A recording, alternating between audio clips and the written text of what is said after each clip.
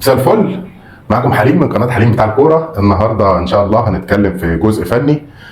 يمكن أنا حاولت أجل الشق الفني شوية علشان محتاج أدرس المباراة بشكل أكتر، وكمان مش معايا ادوات زي السبوره اللي انتم متعودين عليها لان في ظروف سفر وكده، لكن طبعا علشان ترند المباراه ولان كل ما بتفرج على المباراه بكتشف حاجات جديده. فان شاء الله النهارده هنتكلم في نقاط فنيه مهمه جدا.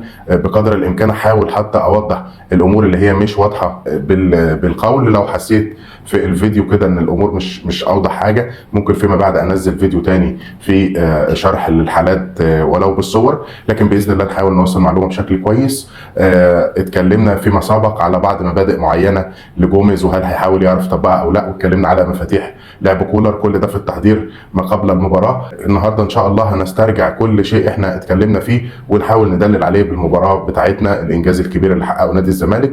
اتكلمنا في فيديو سابق، لو حضرتك ما اتفرجتش عليها هحط لك اللينك في الديسكريبشن على الاداء الفردي لمعظم لاعبي نادي الزمالك في تلك المباراه.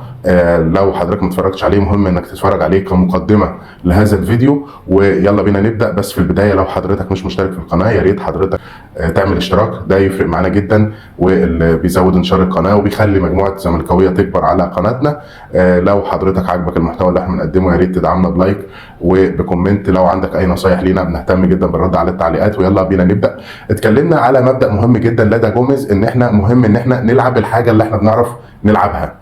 في ناس كتير بدات تدي افكار مختلفه، زي ان احنا مثلا نكثف خط الظهر، نلعب بثلاث مساكين بدل اثنين. في ناس اتكلمت ان احنا نعمل كثافه اكتر في وسط الملعب، نزود شحاته جنب دونجا. في ناس ابتدت تعتنق افكار زي مثلا اللعب باثنين راس حربه والاعتماد على الكرات الطويله. في ناس ما فضلتش جيم الحيازه تماما وقالت لك لا، الافضل نلعب كرات طوليه، خاصه ان احنا تعاملنا باسماء تخدم الفكر ده زي عمر فرج وزي ميتشلاك. لكن جوميز اصر على ما يتقنه واتقن ما يلعبه. يعني بصراحه جوميز ما خيبش ظني ولا رهاني عليه في اي لحظه. اصر تماما على تقديم ما هو يبرع في تقديمه، اصر على تقديم جيم حيازه في المقام الاول على حساب الاهلي، وبيكرر نفس السيناريو المباراتين السابقتين في نهائي الكاس او في مباراه الدوري. بغض النظر عن النتائج، هو هزم في لقاء وفاز في لقاءين، بغض النظر تماما عن قصه النتائج، الا ان جوميز فرض سيطرته وفرض كلمته العليا في تلك المباراه والاهلي لم يحرك ساكنا.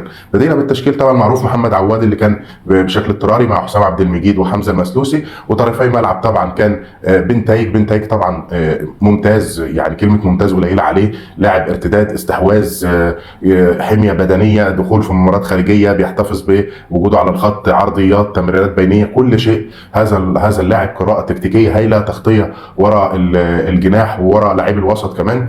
عمر جابر قدم مباراه طبعا ولا اروع، علاوه على كان في بعض قصور في الناحيه الدفاعيه، لكن هو عوض ده هجوميا، وهنسلط الضوء على هذا الامر. في وسط الملعب طبعا دونجا وعبد الله السعيد ثنائي ارتكاز كان بيطلع عليهم جوميز من الثلث الاول للثلث الاوسط، بيعملوا عمليه الريسايكلينج او عمليه الحيازه، وقدامهم ناصر ماهر اللي كتير بدا ينزل وبيقدم الواجب الدفاعي. ناصر ماهر المبخس حقه لعب جيم كبير جدا على مروان عطيه، ولما هنيجي نتكلم عن كولر وهنوضح ان كان اهم مفاتيح لعبه هو مروان عطيه، فكان مهم جدا ان احنا نخرج مروان عطيه بره الجيم. ناصر ماهر ساعدنا في هذا الجيم تماما، وطرفي ملعب زيزو ومصطفى شلبي، وفي سنتر فيرود سيف الجزيري. ده كان تقريبا ملخص الفيديو اللي فات للي ما اتفرجش عليه كاملا، ده تمهيد لما سنتحدث فيه. جوميز فضل فكره جيم الحيازه، لكن هناك مبادئ معينه في الحيازه لابد ان احنا نحتفظ بيها. حته الكومباكت، ان انا بحافظ على خطوطي متقاربه من بعض. تقارب الخطوط بيمنع فتح اي مساحات بينيه، فتح اي زوايا تمرير، ارسال اي كرات طوليه. فطبعا الحفاظ على الكومباكت بيتطلب مجهود بدني رهيب. لك ان تتخيل لاعب في الفريق قرر ان هو يهاجم فالفريق كله بيهاجم وراه، لاعب في الفريق قرر ان هو يتراجع عشان يسترجع الكوره فالفريق كله بيتراجع وراه. محتاجه ذهن عالي جدا، محتاجه قراءه للملعب، محتاجه ان طول الوقت اللعيبه منشغله بالمساحه، لعيبه طول الوقت منشغله بالفراغات اللي في قلب الملعب وازاي يسدها. لذلك جوميز دافع بطريقه اسمها المان ماركينج. تمام، الزون ديفense. يعني مفيش حاجه اسمها مان تو مان، مفيش حاجه اسمها مثلا انا هخلي فلان هو اللي منوط به مثلا مراقبه لاعب الاهلي الفلاني. مفيش الطريقه دي مع جوميز، ودي اكسبته مرونه وفلكسبيليتي رهيب. يعني مثلا كنا بنقول احنا خايفين من وسام ابو علي على حسام عبد المجيد لان هو هيعملوا ثنائيه صعبه وهيبقى في ثغره هنا. واكيد طبعا الاهلي برضو في المقابل كان متارجت ان هو يحط وسام ابو علي مع حسام عبد المجيد في سباق سرعه. يعني الحاجه اللي انت بتخاف منها الاهلي بيبقى عامل حسابها، لكن الواقع ايه اللي حصل؟ اللي حصل ان كان المسلوسي وحسام عبد المجيد كانوا بيتناوبوا الرقابه على وسام ابو علي، علشان كده ما حسيناش بخطوره وسام ابو علي. اتكلمنا برضو على خطوره امام عاشور وان هو لاعب بين الخطوط وان هو لاعب بيتميز بحته الدريبلينج. في احصائيه يعني خطيره جدا، امام عاشور لم يمرر يا جماعه الا 10 تمريرات صحيحه في 65 دقيقه لعب. حضرتك متخيل؟ امام عاشور هو دلوقتي محل سخط جماهيري كبير من الاهلي وبيطالبوا بعدم اشراكه، وفيهم البعض كان بيطالب باخراجه بين الشوطين كمان. ايه اللي وصل امام عاشور للفكره دي كلها؟ هو الكوتش جوميز. هناك في الملعب 5 ممرات، الممرين الخارجيين اللي هم طرفي الملعب، والممرين الداخليين اللي هو بين المساحات اللي هي بين الباك والمساك، ده بيسموه الممر الداخلي الايمن والايسر. وهناك ممر الاوسط اللي هو طبعا بتاع السنتر فيرود. لما تيجي تتفرج على مسار حركه امام عاشور هتجد ان هو من اللعيبه اللي بتفضل المرور في الممر الداخلي الايسر. لو انت طبعا ذاكرتك قويه هتعرف زمان ان امام عاشور كان هو لاعب وينج شمال، فبالتالي الحته دي عنده مساحه ابداع فيها، بيقدم الواجب هنا مع حسين الشحات. ويمكن شرحنا الحته دي برضو في ما قبل السوبر، مهم ان انت تكون متابعني من البدايه. هتجد ان احنا عملنا تظليل على فكره السويتشنج اللي بيحصل بين حسين الشحات وامام عاشور. فجاه تلاقي حسين دخل في قلب الملعب وامام عاشور طلع، او العكس حصل، او عمل 1 2 مع حسين الشحات اداها له انفراد بالمرمى. شفنا المواقف دي. في هذا الممر كان يوجد شخص اسمه دونجا. دونجا يا صديقي لك ان تتخيل ان هو واقف مراقب هذه المكان من بدايه المباراه لنهايتها. هو ملوش علاقه مين لعيبه الاهلي اللي هنا، مين اللي جاي مين اللي مش جاي. هو واقف في هذه الحته لان هو عارف ان لعيبه الاهلي هي اللي جايه له مش هو اللي هيروح لها. فدونجا كانت مهمته سهله جدا، بس من سهولتها كانت معقده جدا جدا. يعني كان بيلعب السهل الممتنع زي ما بيقولوا. ده جوميز يا جماعه، دي بصمات جوميز. جوميز قال له خليك هنا في الممر الداخلي الايسر يا دونجا، وهم اللي هيجوا لك. لا تنشغل بمطارده الكوره، لا تنشغل بقطع المسافات، لا تنشغل بفتح زوايا التمرير او الضغط وخلافه. هو واقف في الحته دي، ضرب 2 لعيبه، حسين الشحات و امام عاشور. تمام. فطبعا ده برجل الاهلي جدا، خاصه لما الاهلي بدا ان هو يحاول يطلع من الثلث الاول. احنا اتفقنا ان الزمالك بيعتمد على سياسه الضغط المتوسط، بيسمح للاهلي ان هو يطلع من الثلث الاولاني براحته خالص، لكن فيما بعد ما بقاش عنده كرييشن. كنت بتلاقي لعيبه الاهلي في تلك المباراه يعمل باصه واثنين وثلاثه ويصبح عاجز، هو مش عارف يعمل ايه. الاهلاويه بيسموا ان ده دفاع، هو ما كانش بيدافع، هو القصه ان هو مش عارف يطلع بالكوره فكان بيسيبها لك. هي دي النظريه، ان هو ما عندوش اي حلول اثناء حمل الكره. تمام. لذلك كان احد اهم اسباب تفوق الزمالك الاندفاع البدني الرهيب في شكل الكومباكت اللي احنا اتكلمنا عليه، في تضاغط في الصفوف، في اندفاع بدني رهيب، في شراسه في استرجاع الكرات، في عمليه تدوير للكره. زي طبعا ما حضراتكم عارفين مراحل بناء الهجمه بتمر ب3 مراحل. المرحله الاولى بيسموها البيلد اب، دي بتبدا من الثلث الاول في بين المساكين ولاعب رقم 6. ثاني مرحله في نص الملعب اسمها البروجريشن. البروجريشن دي بالبلدي كده او بالمعنى العربي ليها هو مرحله تطوير الهجمه. تمام. ثم بتنتهي في المرحله الاخيره اسمها الفاينل ثيرد. فالزمالك كان مهتم جدا بعمليه البروجريشن. ففي ناس مثلا تيجي تقول لك طب الزمالك كان مستحوذ، طب الزمالك كان مسيطر، اكتسب، استرجع كرات كتيره، استحوذ على كرات كتيره، عمل عدد تمريرات كتيره، ليه ما خلقش فرص كتيره، عمل ركنيات كتيره، عمل يعني اكتسب فاولات كتيره، استرجع كرات. فليه بعد كل الاحصائيات العظيمه دي ليه الزمالك ما نجحش ان هو يترجمها الى خلق فرص والى اهداف؟ الزمالك مهتم بالعمليه الثانيه في اللعب اللي هي عمليه البروجريشن، اللي هي مهتمه بالحيازه والتدوير واسترجاع الكرات اطول وقت ممكن. هتقول لي بتستفاد ايه من القصه اللي زي كده؟ بستفاد منها ان انا بغلط الخصم، بخليه يطلع من الثلث القداماني بتاعه ويخلف وراه مساحات. ولان كولر عارف ان جوميز بيتارجت هذا النوع من الجيم، حاول في البدايه يحاول يتبادل معاه الحيازه، لكن هو ما نجحش. وعلى فكره في بعض كرات الاهلي فعلا نجح ان هو يستخلصها من نادي الزمالك. يعني هو الزمالك ما كانش مستحوذ على الكره 100% من اوقات اللقاء، بس هو الفكره ان هو في توقيت استحواذه على كرات من نادي الزمالك وما كانش عارف يعمل ايه بسبب اندفاع بدني رهيب، بسبب فوز بالتحامات كبير جدا في نص الملعب. لسه بكلم حضرتك على ناصر ماهر اللي لعب جيم دفاعي هايل جدا على مروان عطيه، ومروان عطيه هو العقل المحرك للاهلي. لسه بكلم حضرتك على دونجا ودوره الكبير في رقابه الثنائي حسين الشحات وامام عاشور بطريقه المان ماركينج. يعني تعالى اضغطني انا مش هجي لك، وهو عارف ان هم هيمروا عليه في لحظه ما. كلمك على عبد الله السعيد والاداء البطولي. يمكن انا قبل المباراه قعدت اكلمك ان عبد الله السعيد ما هواش برده في الالتحامات، ما هواش كذا ما هواش كذا، لكن عبد الله السعيد يا جماعه نجح ان هو يترجم ده بذكاء شديد جدا. لك ان تتخيل ان عبد الله السعيد دخل في 9 التحامات فاز ب7 منهم. اي رجل هذا، اي لاعب هذا. هي الفكره كلها في ايه يا جماعه؟ الفكره كلها ان بتبقى كوره حائره واثنين داخلين عليها، بيسموها التحام ارضي. ففكره اللاعب بيستطيع الحيازه على الكره او بيستطيع الاستحواذ على الكره الحائره دي، لابد ان هو طبعا يمتلك حميه بدنيه كبيره، بس هو ممكن يقطع ده بفاول، يا اما يمتلك عقل كبير.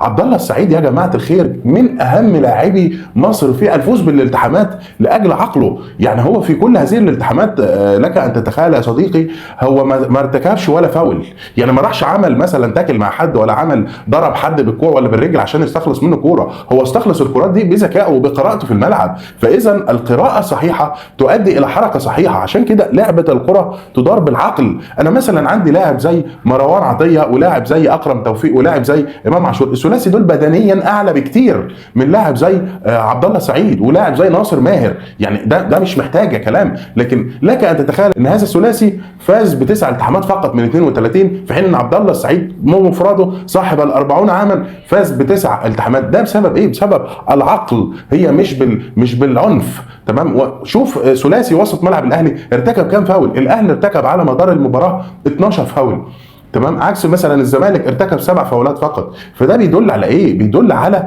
اليقظه التكتيكيه لفريق الزمالك، التمركز الصحيح. انا لما ببقى واقف صح في مسار الكره، انا بالكره بتجيلي عادي خالص بدون ما بلجأ لالتحامات او عنف علشان استرجع الكره وخلافه. لذلك احنا كنا بنحاول نطمن الناس يا جماعه ما فيش اي داعي من القلق وفكره شحاته. بعدين عاوز برضه اسلط الضوء على عبد الله السعيد. عبد الله السعيد في ثالث مباراه له مع الزمالك في مواجهه الاهلي لم يجرؤ الاهلي انه يستحوذ على عبد الله السعيد. هذه يا جماعه احصائيه مهمه جدا. احنا بنقول ان جوميز مميز في جيم الحيازه على الاهلي، وان جوميز بيكرر افكاره ومصمم على الحيازه وبينجح في الحيازه. طب مين اللي بيخلق له الحيازه دي؟ من الذي صنع التفوق لجوميز؟ هو عبد الله السعيد. عبد الله السعيد هو الرجل الاستحواذ الاول في عقل جوميز وفي ادوات جوميز. لذلك الاهلي لم يجرؤ في اي لحظه من اللحظات ان هو يضغط نادي الزمالك. يعني اللهم ان التوقيت الوحيد اللي الاهلي ضغط فيه نادي الزمالك اثناء وجود عبد الله السعيد على قائمه نادي الزمالك هو لما خرج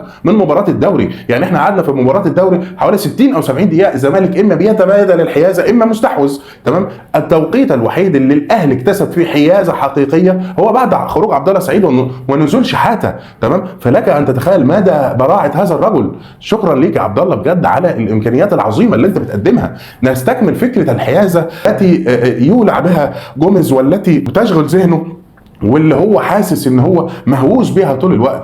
لاجل مزيد من الحيازه دخل زيزو في قلب الملعب ودخل مصطفى شلبي في قلب الملعب، واتكلمنا على الحته دي للي برضو ما تابعش الفيديوهات بتاعتنا قبل كده، ان هو علشان يكسب الاستحواذ ويكسب الكره الثانيه ويسترجع الكرات من الاهلي عليه فكره ان هو يزود المان باور في قلب الملعب. انا لسه بكلم حضرتك ان دونجا كان واقف ثابت في مربع، وان عبد الله السعيد هو اللاعب الوحيد اللي بيتحرك وفقا للثغرات. امال مين كان بيدافع في نادي الزمالك؟ لا، اللي كان بيدافع في نادي الزمالك كتير. الفريق كله كان بيدافع، الفريق كله كان بيعضد. الفكره اللي بكلم حضرتك فيها دي هي الاستحواذ والسيطره والبروجريشن، مرحله تطوير الهجمه. هو طول الوقت مهتم جدا بصناعه العديد من التمريرات حتى يتسنى له ولو فرصه واحده يحرز منها هدف، كما حدث في هدف ناصر منسي.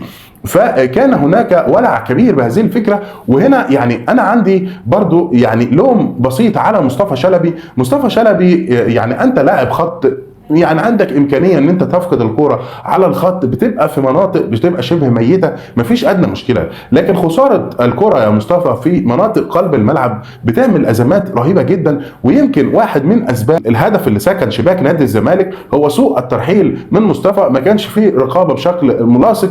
نجح اللاعب من الاهلي يمرر الكره لاكرم توفيق. اكرم توفيق طبعا وجد نفسه في مواجهه المرمى، لان هو كان عبد الله السعيد كان مرحل بيعمل واجب دفاعي مع لاعب اخر، فوجد الطريق تقريبا فاضي تماما. عندنا مثلا حسام عبد المجيد بدلا من ان يواجه اسامه ابو علي علشان خاطر بنتاي كان راجع مع بيرستاو، فوجدنا هذا الممر فجاه كده ممر كبير اتفتح. ده بسبب ايه؟ بسبب لاعب هجومي. يعني انت ممكن تستقبل هدف بسبب خطا من لاعب هجومي. ده مش معناه ان انا بشيل الهدف لمصطفى شلبي ولا حاجه، الجميع مشارك في الخطا طبعا زي ما الجميع مشارك في الانتصار. لكن في النهايه احنا بنتكلم على سيستم لعب معين، الترحيل، اللعب بالمان ماركينج، الزون ديفنس، المسميات اللي انتوا بتحبوا تسمعوها ديت.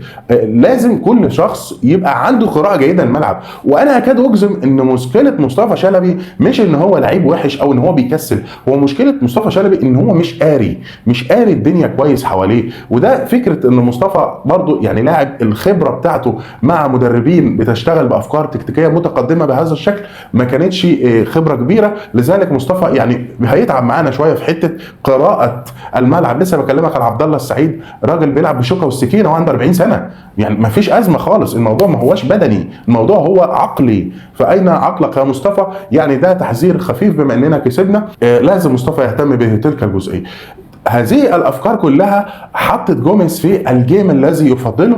كولر كان يتخيل انه مستحوذ على افكار لاعبي الزمالك، هو مثلا متوقع ان الزمالك هيلعب النوع ده من الجيم. تسنى له فرصه هدف لسه شارحينها من شويه، يعني تحس ان الايه الكره بتكافئ كولر وماشيه في سكه فوز الاهلي. الاهلي بمجرد ما تقدم بقى قال لك يا ده انا ما كنتش عارف ابادلهم الحيازه واحنا اصلا متعادلين، ما بالك انا بقى وانا متقدم. فطبعا رجع كل خطوطه للخلف. الزمالك زي ما شفنا ضغط في اكثر من كره، منهم كره دونجا الغير محتسبه ومنهم كره بعدها كمان، الى ان خرج بين الشوطين والزمالك متاخر بهدف لا شيء من ركله جزاء انا اعتقدها ظالمه. في الشوط الثاني جوميز فاجئني وفاجئ حضرتك وفاجئ كولر وفاجئ المشاهدين وفاجئ الاهلاويه وفاجئ المحللين وفاجئ الكوكب كله.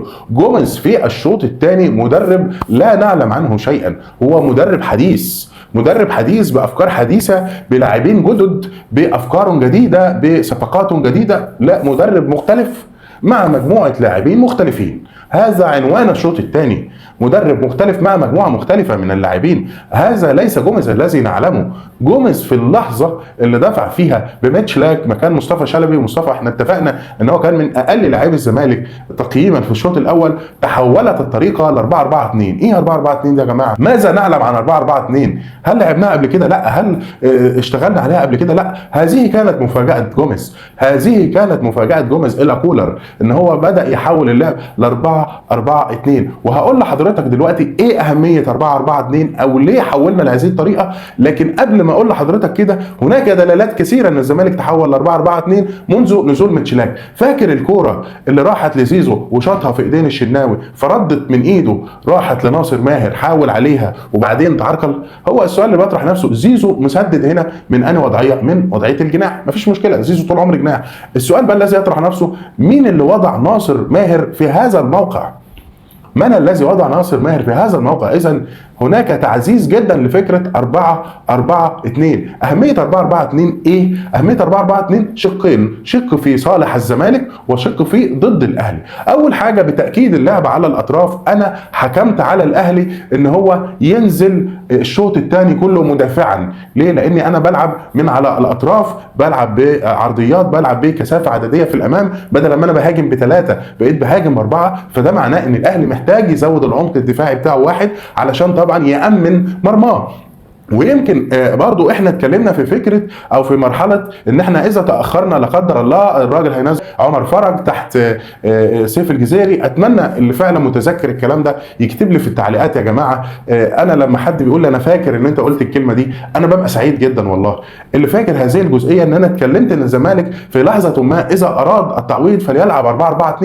لكن جوميز المفاجأة ان هو طبق ال 4-4-2 بالعناصر اللي هو بيملكها في ايده بدون اي تغييرات الا تغيير تغييره ميتشلاك، دي نقطه. النقطه الثانيه ان هو طبقها بشكل مبكر، يعني هو ما قالش انا هستمر في سياستي لحد اخر 10 دقائق مثلا واغير. فوائد 4-4-2 قلنا اول فايده فكره ان انا هحط الاهلي تحت الكوره طول الوقت علشان خاطر امن اي مرتده ليه او امن اي تبادل في الحيازه بيني وبينه. انا عايز اخلص، فعشان اخلص لازم أنا احطك مضغوط في الثلث الاخير بتاعك. دي اول نقطه. النقطه الثانيه لاعبي الاهلي، فاكر لما كنت بقول لك مواطن قوه الاهلي هي امام عاشور، هي مروان عطيه، هو الورك ريت الكبير اللي بيعمله اكرم توفيق. فاكر لما انا قلت الكلام ده كله؟ لما نقلنا اللعب على الاطراف بقى في مشاكل كبيره من التغطيه على الاطراف من لاعبي الوسط. يعني الزمالك لما بدا شغل جبهات بسبب طبعا ان احنا عندنا لاعبين متنوعين ما شاء الله، عندنا بنتايج بيقدم زياده في عمق الملعب وبيقدم زياده على الاطراف، عندنا عمر جابر بيقدم زياده في عمق الملعب وبيقدم زياده على الاطراف، بسبب ان انت عندك الباكات اللي هي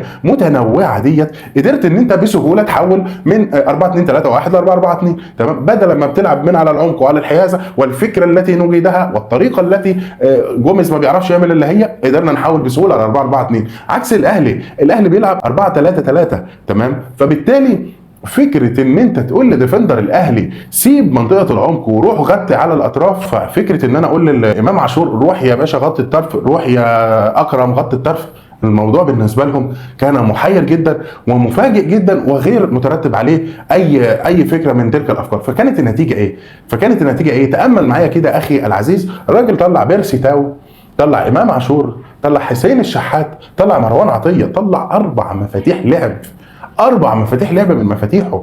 هو يعني تخيل كده ان مدير فني بيتخلى عن كل اوراقه والقوه الضربه التي تصنع له الفارق. يعني هو الوحيد اللي كان باقي في الملعب من البريميومز يعني او من اللعيبه الجامده هو كان وسام طبعا بدون اي ممولين حواليه هو يعتبر مدافع لنادي الزمالك. فالفكره كلها في حته ان انا لما حولت تكنيك اللعب على الاطراف انا خليت كولر ينزعج جدا مني. فكولر لجأ لفكره ان هو يشيل وسط الملعب وينشط بافراد اكثر بقى مرونه تقدر تغطي على الاطراف من امام عاشور اللي ما نجحش اللي هو يعمل 10 تمريرات صحيحه طول الوقت، عكس عبد الله السعيد اللي عامل 62 تمريره صحيحه. ده لاعب 10 وده لاعب 10، او ده بلاي ميكر وده بلاي ميكر في الاهلي وفي الزمالك. شوف الفرق شتان الرهيب، 10 ل 62. تمام كده.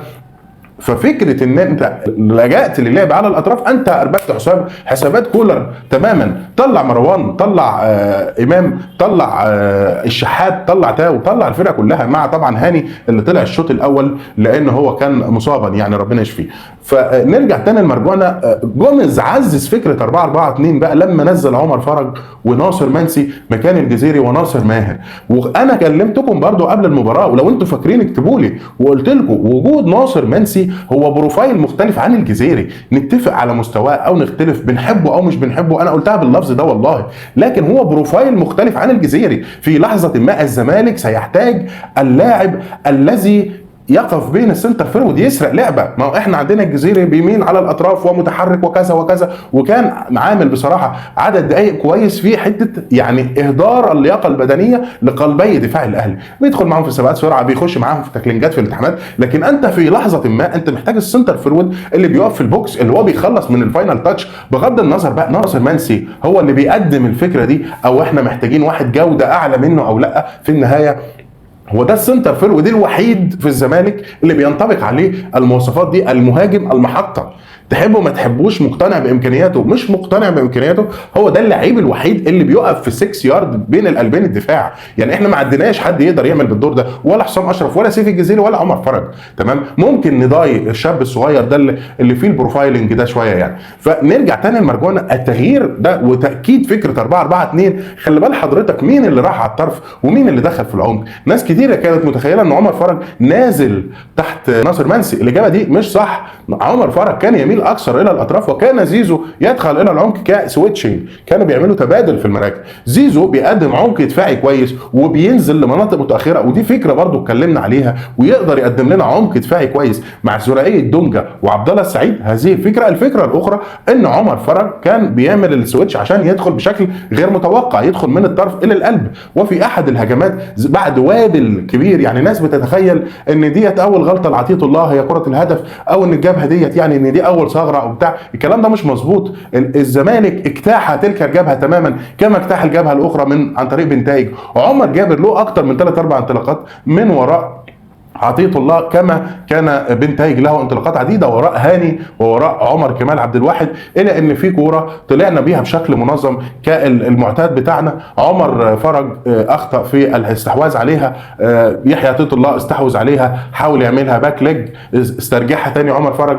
اداها في المساحه لعمر جابر اللي عمل العرضيه. وطبعا السرقه بتاعت ناصر منسي دي سرقه مهاجم 9، يعني الجزيري ما كانش يقدر تركز يسرق السرقه دي، ولا حسام اشرف ولا اي بروفايل عندنا. لذلك كان طول الوقت بنتكلم احنا عاوزين البركاوي، احنا عاوزين بوبنزا، احنا ليه رغم كل هذه المهاجمين اللي في نادي الزمالك؟ لان انت ما عندكش حد يغطي البروفايل اللي هو رقم 9. يعني دي كانت مجمل الافكار بتاعتنا في 4-4-2. نجحنا ان احنا نتعادل، نجحنا ان احنا نحافظ على معدلات لياقتنا البدنيه. وهنا اعتراف خطير لازم اقوله بصريح العباره، ان عدم استكمال بطوله الكاس او الخروج بشكل غير مألوف بالنسبه للجمهور، وانا واحد من الناس طبعا اللي هاجمت الفكره دي، لكن يعني لاني شخص امين واحب ان انا اشارك مع الناس كل الاراء الصحيحه، انا اشعر ان راحه الزمالك من بطوله الكاس كان لها مفعول كبير. الزمالك قدم مباراه ماراثونيه، قدم مباراه بدنيه. كنا احنا اتكلمنا قبل كده ان الزمالك بيعمل جيم الحيازه، لكن في المقابل بيدفع ضريبه ده ان هو بيفقد الاستحواذ من الدقيقه 60 او 70 لان العوامل البدنيه عنده بتنهار. لا، الزمالك بيقدم 90 دقيقه، ولو كنا رحنا ل 120 دقيقه كان كمل. ده راجع طبعا العامل البدني. العامل البدني ده سبب اساسي فيه هو الاستشفاء الكبيره اللي حصل عليها اللاعبين. ده الاعتراف بالحق، ولازم اقر بهذا الامر. وانا اعترف ان جوميز كان معه حق في تلك الامر وانا ما كانش معايا حق.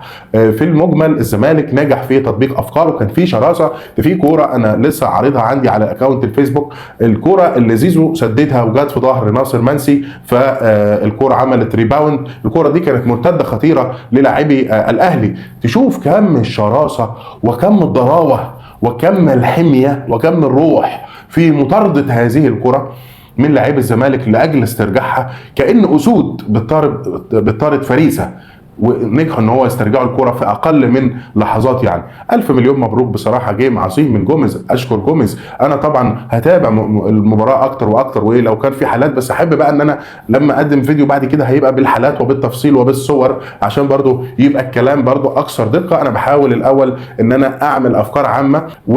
على ذكر سوبر ارن شطه، الناس بدات تدي افكار بقى، احنا ليه بنسميه القرن وليه مش بنسميه القرن، واصل نهائي القرن كان هو القرن لكن ده السوبر ده ابو من غير قرن، والمسميات بقى بنوزعها كده مجانا على الناس. طبعا الكلام كله واهي. الزمالك لم يتواجه مع الاهلي الا في مره وحيده في القرن العشرين وفاز بسوبر القرن العشرين سوبر منصور، والزمالك لم يواجه الاهلي الا في مواجهه وحيده في القرن ال21 وفاز بسوبر منسي في القرن ال21.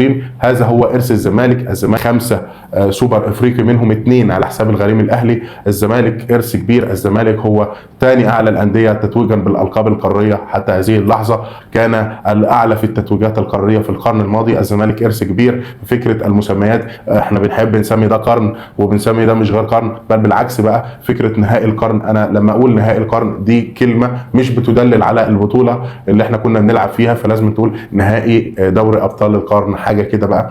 فمش عارف، المسميات بتطلق حساسيات. الزمالك في اخر 10 اعوام داخل في مواجهه الاهلي في 11 نهائي، بين نهائي كاس ونهائي سوبر محلي ونهائي سوبر افريقي. الزمالك تفوق في 6 نهائيات بينما تفوق الاهلي في 5 فقط. ده اللي الاعلام عمره ما بيتكلم ان الزمالك بيتفوق على الاهلي اصلا. في اخر 10 اعوام في اللقاءات تفوقنا طبعا في كاس فيريرا، نهائي كاس فيريرا 2015، نهائي كاس فيريرا 22، تفوقنا في سوبر محمد حلمي، تفوقنا في سوبر كارتيرون، تفوقنا في سوبر جوميز، وتفوقنا في نهائي كاس مؤمن سليمان. 6 انتصارات للزمالك على حساب 5 فقط للاهلي. الزمالك ارث كبير. الزمالك في اخر 10 اعوام صاحب 4 تتويجات قارية بينما كان الاهلي في اخر 10 اعوام صاحب 5 تتويجات قارية. الاعلام مش بيصور لك الكلام ده ولا عمره هيتكلم عنه ولا هيقول لك ان الدنيا قريبة، رغم ان الزمالك عنده مشاكل اداريه ومشاكل ماليه وكذا وكذا وكذا،